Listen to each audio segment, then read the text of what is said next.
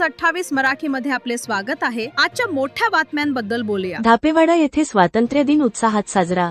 धापेवाड्यात बालवक्त्या आरोही धकातेचे परखड भाषण ठरले स्वातंत्र्य दिनाचे आकर्षण।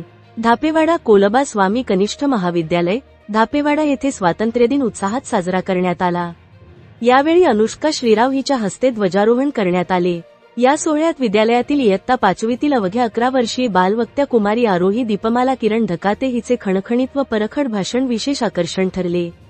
आपल्या भाषणातून तिने शिक्षकांना सोपविण्यात येणाऱ्या विविध शासकीय कामांमुळे शिक्षणावर होत असलेला परिणाम, वाढती बेरोजगारी, मंदिरांच्या नावाखाली सुरू असलेली लूट, जाती धर्माच्या नावावर होणारे राजकारण तसेच भंडारा व वर्धा जिल्ह्यातील अत्याचाराच्या घटनांवर निर्भीडपणे भाष्य केले। तिच्या स्पष्टवक्तेपणाने उपस्थितांची दाद मिळवली। दरम्यान धापेवाडा परिसरातील विविध ठिकाणीही स्वातंत्र्य दिनानिमित्त ध्वजारोहण करण्यात आले। वीज वितरण केंद्र येथे कनिष्ठ अभियंता दिनेश संसारे, प्राथमिक आरोग्य केंद्र येथे डॉक्टर श्रेयश ठाकरे, निषाद पेट्रोल पंप येथे प्रवीण घायवट, जिल्हा परिषद प्राथमिक शाळेत राजेश वेळेकर, शिवाजी चौकात मारुतराव झाडे, बाजार चौकात रत्नाकर धकाते यांच्या हस्ते ध्वजारोहण झाले। तसेच ग्रामपंचायत धापेवाडा येथे सरपंच मंगला शेटे यांच्या हस्ते ध्वजारोहण करण्यात आले। यावेळी उपसरपंच मंगेश माले, ग्रामविकास अधिकारी ईश्वर धुर्वे यांच्यासह ग्रामपंचायत सदस्य व कर्मचारी उपस्थित होते। विविध ठिकाणी देशभक्तीपर वातावरणात स्वातंत्र्य दिन उत्साहात साजरा करण्यात आला। प्रतिनिधी इशिका धार्मिक, नागपूर ग्रामीण रिपोर्टर।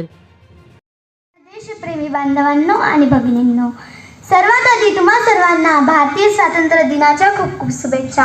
आज आपला देश स्वातंत्र्य होऊन 79 वर्षे पूर्ण होत आहेत आणि आज आपण 80व्या स्वातंत्र्य दिनात पदार्पण करत आहोत। 15 ऑगस्ट 1947 रोजी शेकडो क्रांतिकारकांच्या बलिदानातून आपला हा महान देश ब्रिटिशांच्या जुलमी राजवटीतून मुक्त झाला।